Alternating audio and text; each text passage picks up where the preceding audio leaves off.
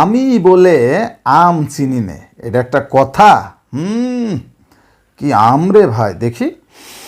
ওহ কি সেন্ট! এই আম আর আমের যে কালার, ওয়াও!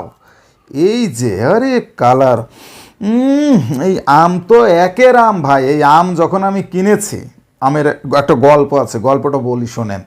এই আমওয়ালার কাছে গিয়ে আমি বলছি এই আম কত করে কেজি।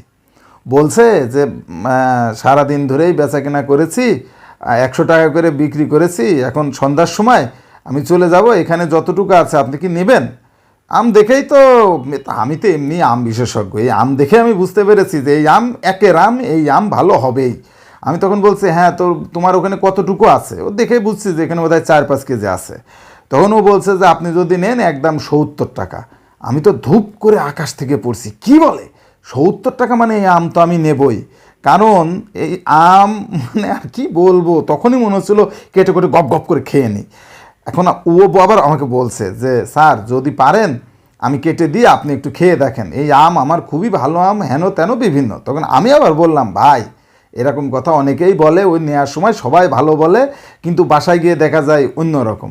তখন বলছে তাহলে স্যার আমি কেটে দিই, আপনি খান দেখেন, আপনি না খেয়ে নেবেন না, এরকম মানে জোরাজোরি করছে। পরে আমি বললাম যে আরেকটু কম কি হয়? তখন বলছে যে না আসলে অনেক কম, একেবারেই বলে দিছে, আপনি পুরোটা নেবেন বলে আমি কম দাম বলেছি।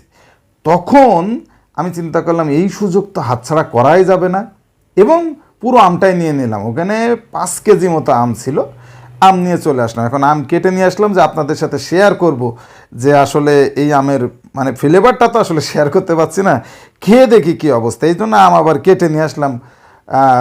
আমার ওয়াইফ আবার দেখেন সুন্দর করে আম কেটে দিয়েছে, দেখি কী অবস্থা।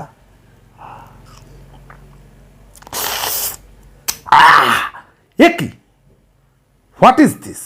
আমি একটা আম বিশেষজ্ঞ, না সেই আম বিশেষজ্ঞকে এইভাবে ঠকাচ্ছে? এই আম কি মুখে তোলা যায়? সি সি সি সি সি সি, কি করলাম সি, পুরো টাকাই তো আমার জল। এই আম কালার এমন, এ তো মাকাল ফল, তো আম না মাকাল ফল।